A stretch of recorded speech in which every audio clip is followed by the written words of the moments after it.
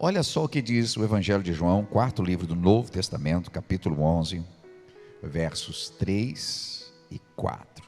Diz assim, ó: Então as irmãs de Lázaro mandaram dizer a Jesus: Senhor, aquele a quem amas está doente. E ao ouvir isso, Jesus disse: Essa doença não acabará em morte, é para a glória de Deus, para que o Filho de Deus seja glorificado por meio dela. Amém. Até aqui o texto. Essa parte do texto aqui, que eu tenho certeza que você vai ler na sua casa para saber todo o restante, com detalhes, fala de um momento em que um amigo de Jesus tinha discípulos, Jesus tinha, ali seguidores, Jesus tinha haters, uma palavra muito atual, né? Como se fosse gente que odeia, tinha também. E Jesus tinha Lázaro. A Bíblia não dá uma descrição de outra pessoa que seja tão amigo de Jesus. E Jesus tinha um carinho muito especial por Lázaro. E veja que as irmãs de Lázaro, que seria Marta e Maria, mandaram dizer para Jesus que o amigo, aquele a quem amas, está doente.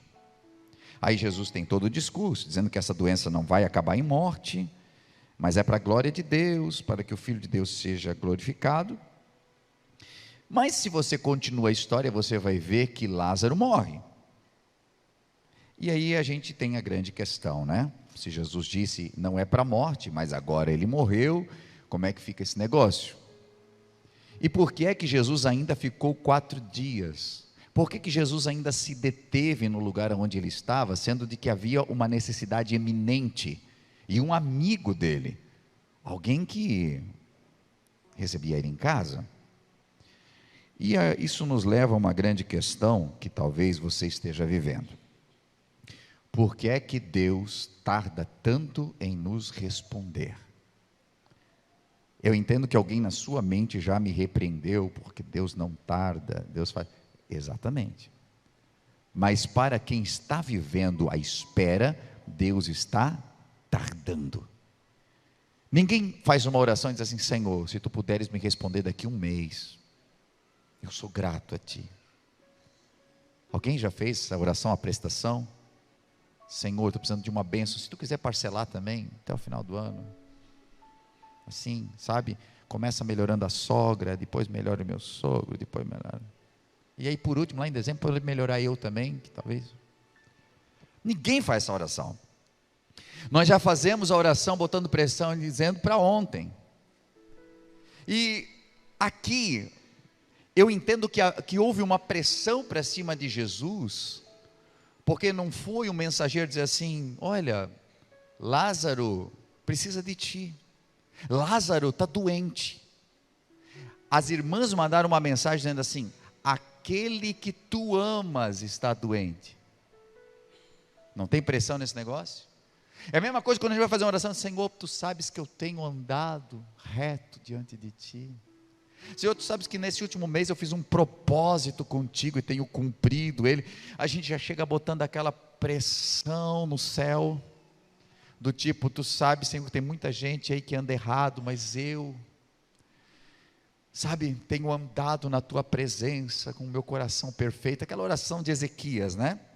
E é interessante que ele faz toda essa oração, mas a fala de Deus para ele foi: coloca a tua casa em ordem. Então tinha muita coisa em desordem lá, mas às vezes na nossa cabeça está tudo em ordem, e Deus permite algumas coisas com propósitos diferentes daquele que nós imaginamos. Veja que o silêncio de Deus não significa abandono. O silêncio de Deus diante das nossas orações nos parece abandono, nos parece desprezo. Porém, nós entendemos por esse texto que o silêncio de Deus muitas vezes significa um propósito que Deus tem diferente do nosso.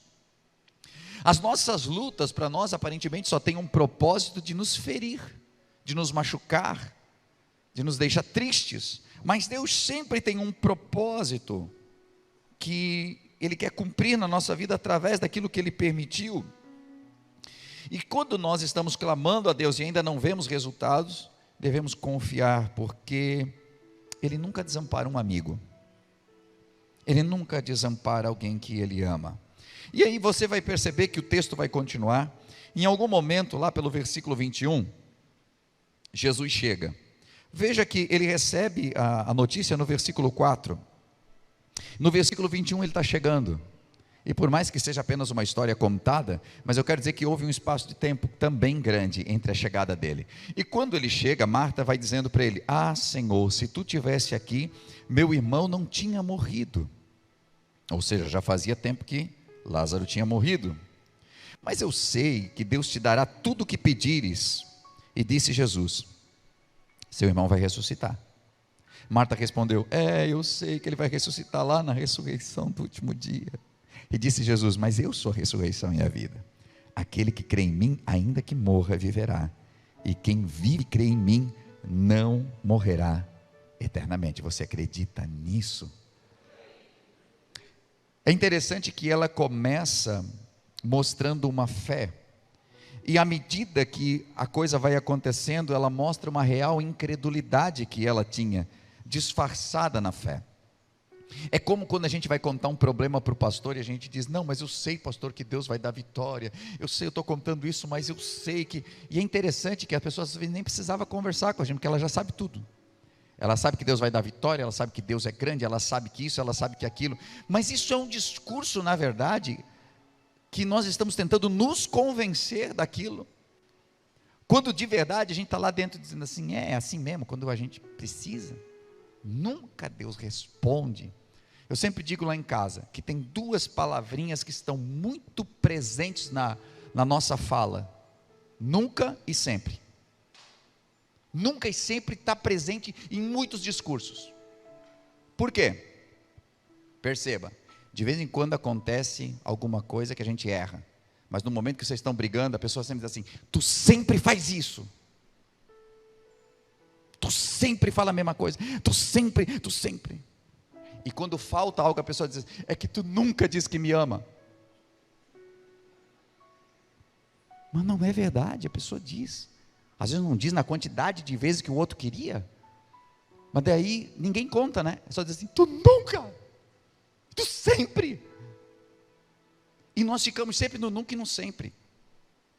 Jesus chega e ela vem com um discurso bonito: se tu tivesse aqui, meu irmão não tinha morrido, porque tu é a ressurreição, a vida. E Jesus diz: ele vai ressuscitar. Eu sei, lá no último dia, lá quando todo mundo ressuscitar.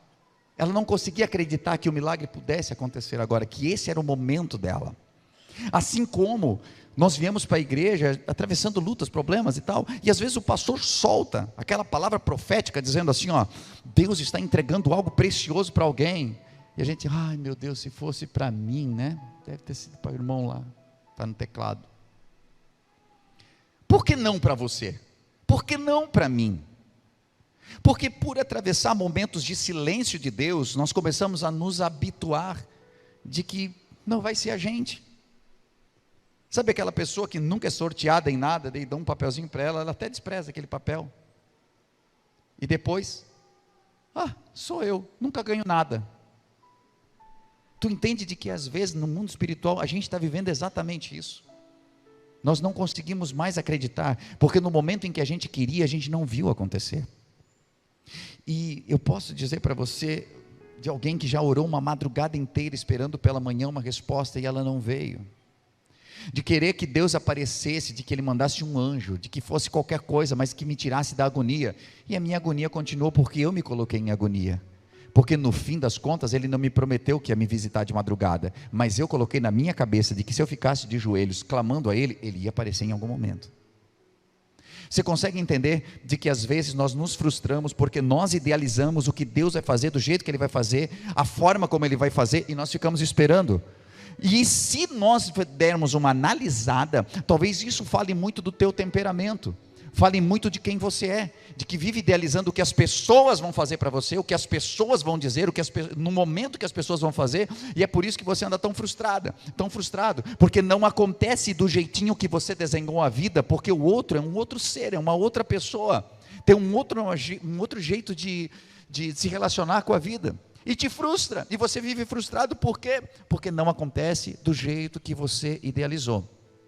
E se você tem problemas interpessoais, tem problemas familiares, porque as pessoas nunca conseguem atender a contento as tuas expectativas, isso vai refletir no mundo espiritual, porque Deus também não existe para satisfazer as tuas expectativas, Ele existe, Ele está aqui para cumprir o propósito dele, e você faz parte do propósito de Deus. Então não é Deus que se adequa a você, mas é você que se adequa ao grande projeto de Deus. E quando você está adequado ao projeto de Deus, aí sim você tem um encontro com a felicidade, porque a vida flui, porque acontece, porque você descansa e permite que o tempo de Deus aconteça na sua vida.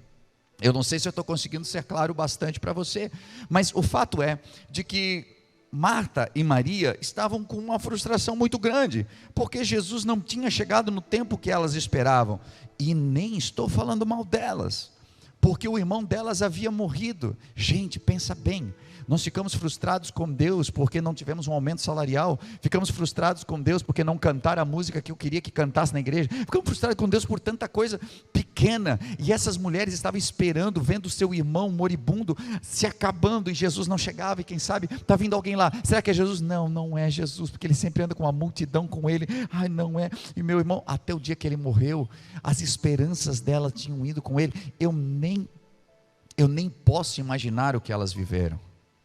E eu entendo de que existem algumas situações que você vive, que dia a dia você vê morrendo um pouquinho mais a esperança, dia a dia parece que vai morrendo aquilo que você tinha, a tua fé. Mas quando Jesus chega, e talvez essa mensagem queira dizer isso para ti, existe um momento em que Ele chega, existe um culto que você vem, existe uma palavra que é liberada sobre a sua vida, e que ela precisa reacender a fé, porque Ele é a ressurreição e a vida, e ainda que esteja morto os teus sonhos, ainda que esteja morta a tua esperança, Ele faz ressuscitar, faz acontecer o milagre.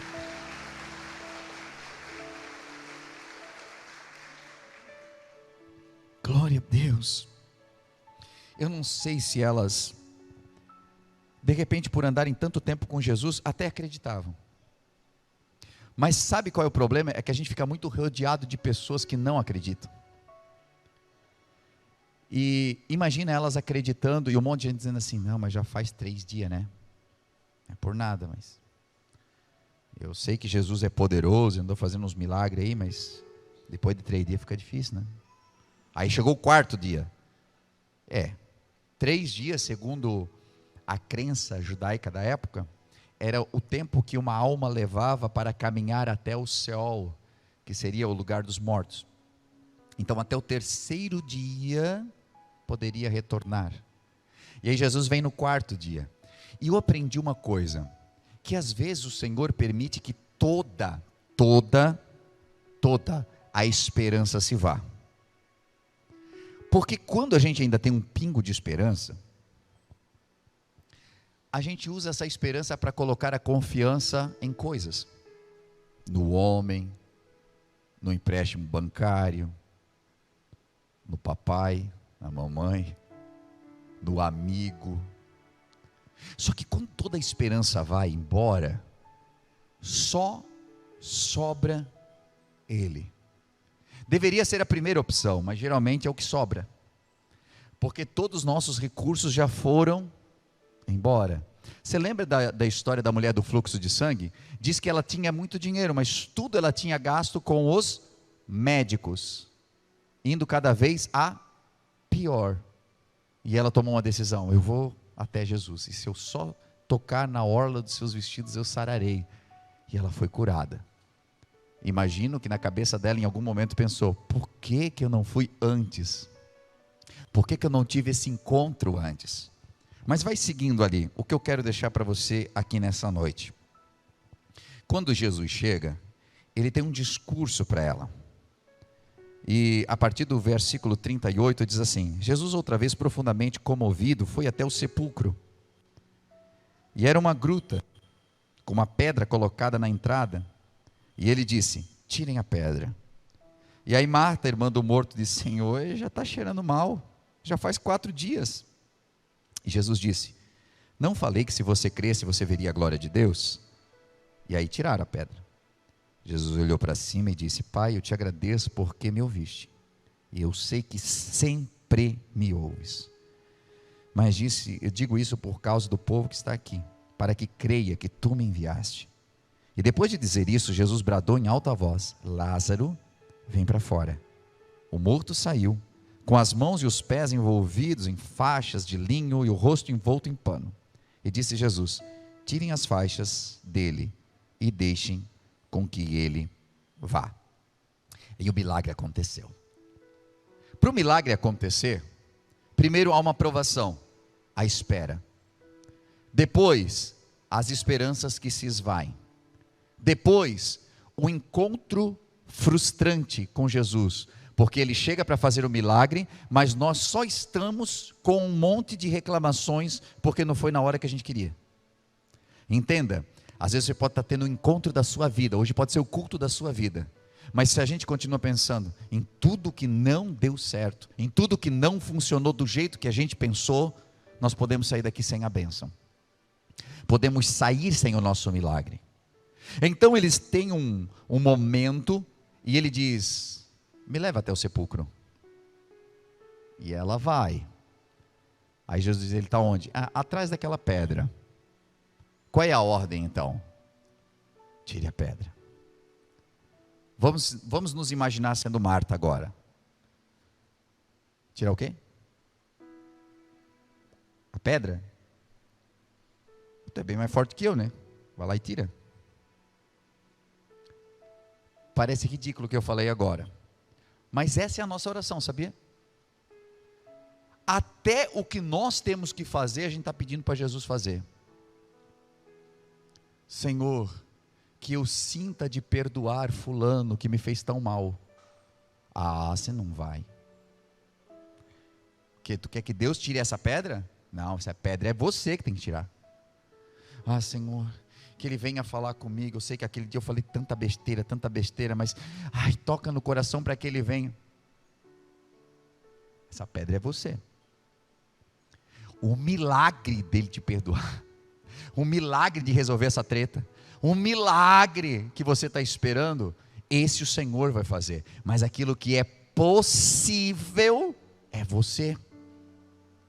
Porque às vezes acontece a treta até entre o casal, e fica um querendo assim: Senhor, que fulano vem falar comigo, e o outro lado está do mesmo jeito: Senhor, que ciclano vem falar comigo. E aí fica uma oração que não está nem subindo pelo teto, gente, não sobe.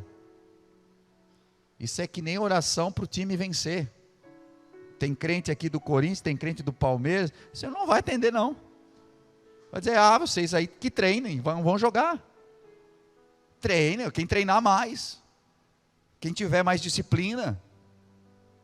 Tira a pedra. Se nós analisarmos a nossa vida, quanta pedra que tem aí, quanta coisa que tem que sair. E a gente diz: mas por que eu não recebo esse milagre?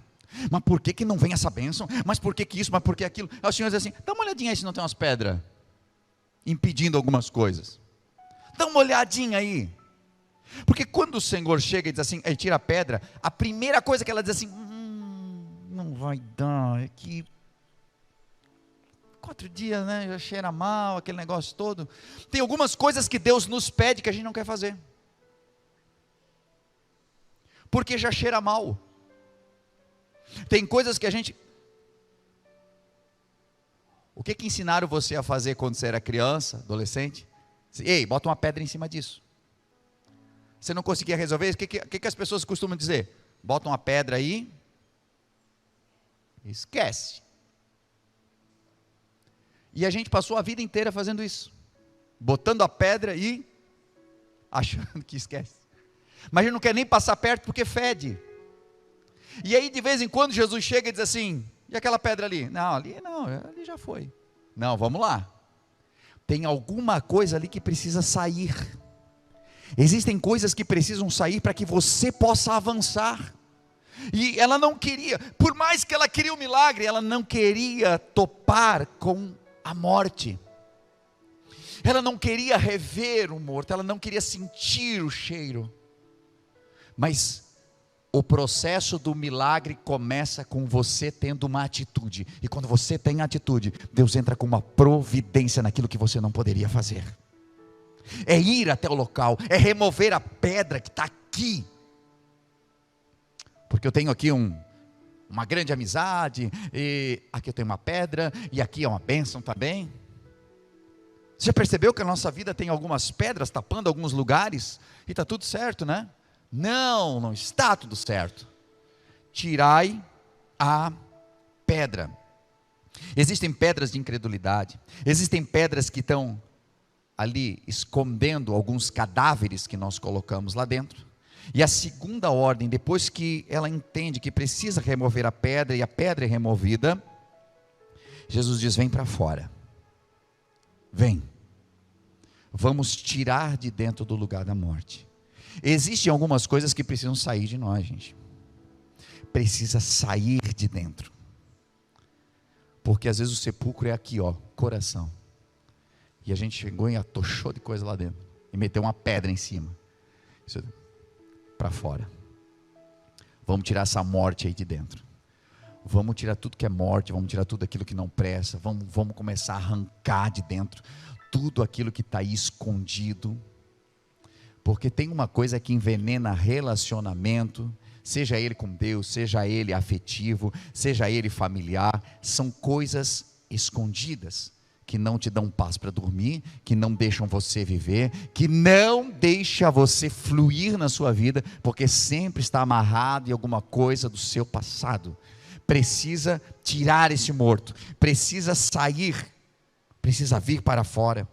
E aí entra uma outra questão, que eu quero juntar com essa, porque a terceira ordem foi: desatem e deixem ir. Se eu for levar isso aqui para o lado literal, é assim: morreu os seus sonhos? Morreu o teu Lázaro? Você está muito mal com isso? Conduz Jesus ao lugar da morte, Ele vai fazer ressuscitar os teus sonhos, e então libera eles, e vai. E é essa a mensagem que a gente sempre prega, né? Mas eu quero mudar o contexto aqui. Tem coisas que a gente mantém dentro de nós que estão nos fazendo mal. E aí o Senhor primeiro diz assim: remove a pedra, mostra aí o que é isso aí. Você já pegou uma criança que está escondendo um negócio na mão? O que tens aí? Nada. Claro que tem. Está segurando aí? Não, nada. Tem nada. O que tem atrás dessa pedra? Não tem nada. Tira a pedra. Tirou a pedra? Vamos tirar aí para fora aí, tudo aquilo que está aí dentro, escondido. E a gente não quer. Só que quando começa a sair, você tem mais uma decisão a ser tomada diante da ordem do Senhor, que é uma decisão muito forte: desata e deixa ir.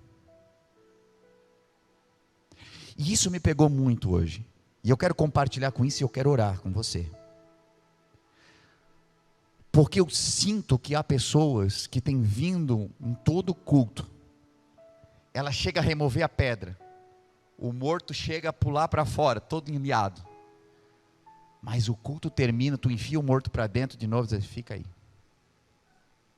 e volta para casa. Sabe aquele negócio de desatar e deixar ir? Sabe aquele negócio de perdoa e deixa ir? Sabe aquele negócio assim, ó, libera essa pessoa. Não, o lugar dela é lá, e se eu pudesse botar num sepulcro de verdade, eu botava, porque é isso que merece.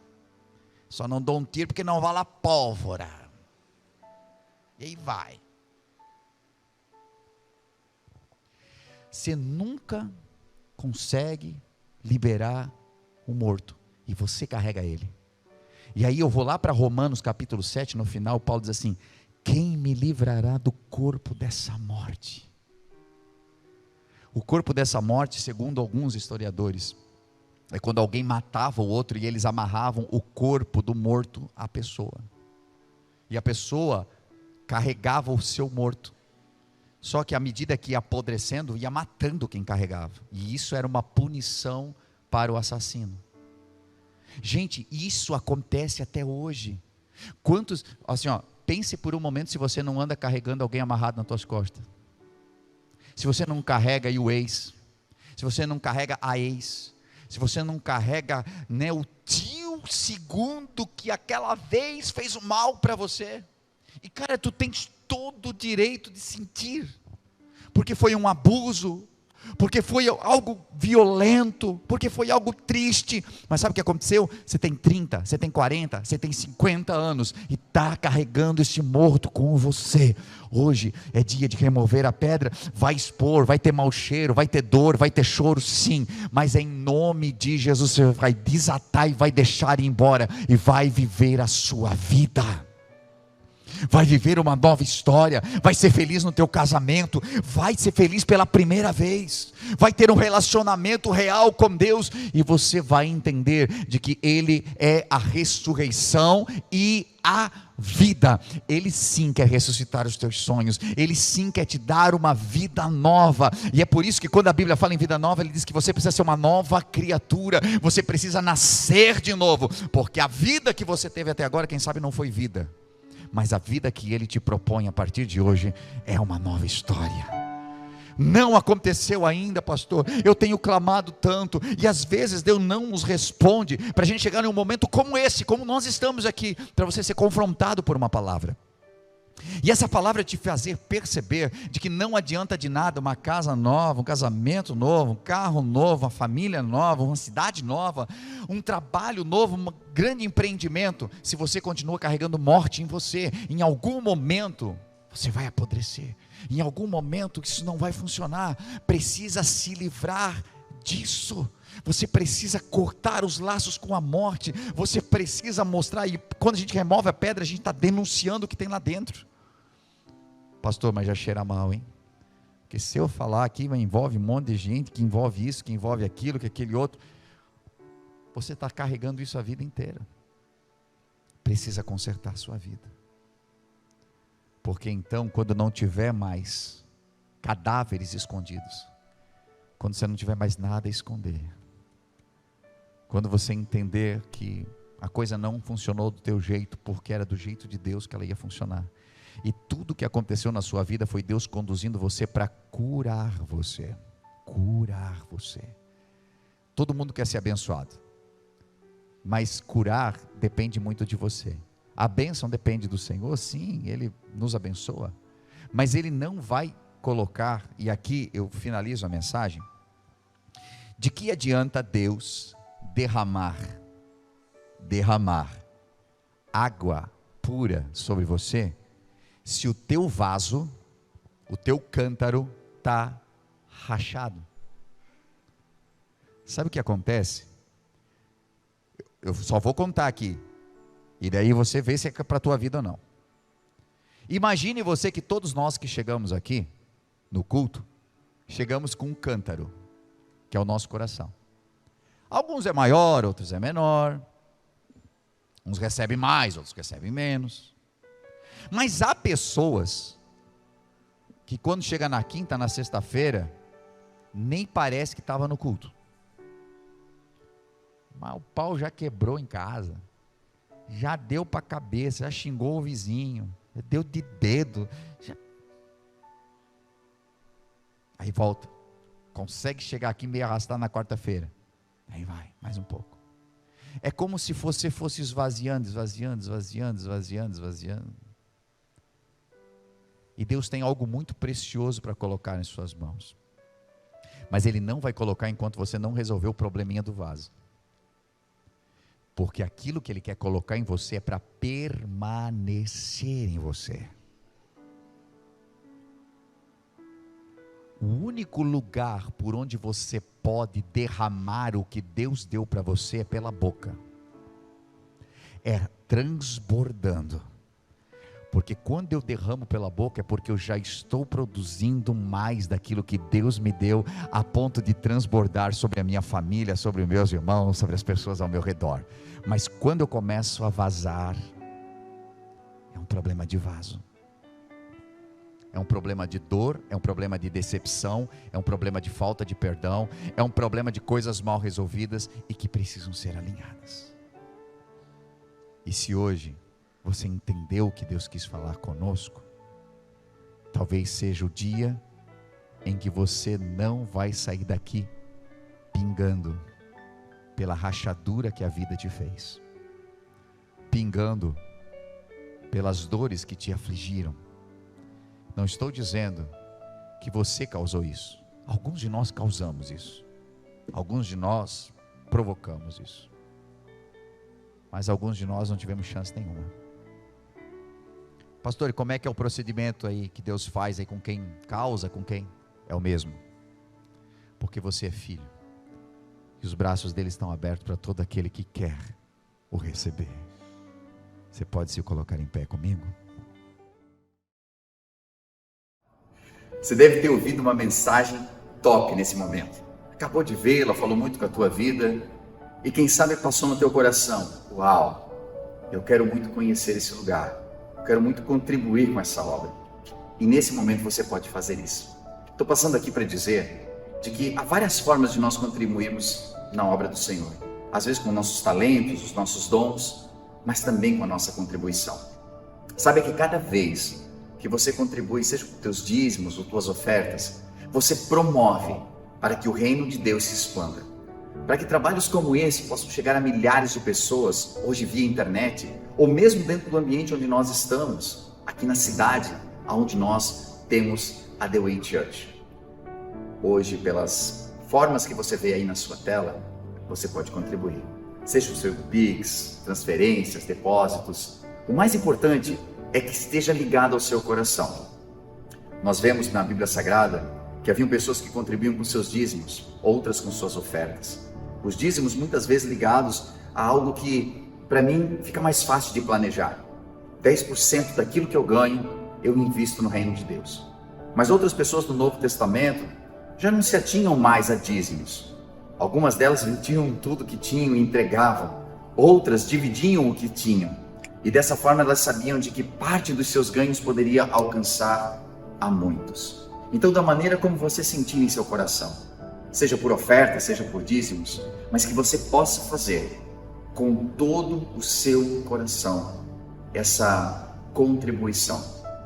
E saiba, dentro do seu coração, de que cada vez que você estende a mão para que a obra de Deus continue evoluindo, crescendo e se ampliando, as mãos de Deus se estendem sobre você também.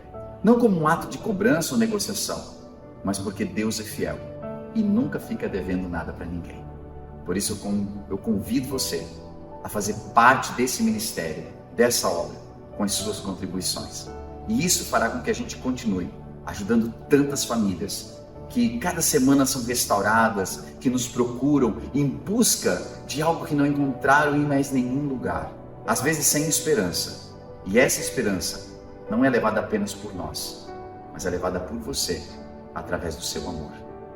Então, convido você a fazer segundo aquilo que o Senhor colocar no seu coração de fazer, e com certeza abençoará a muitos.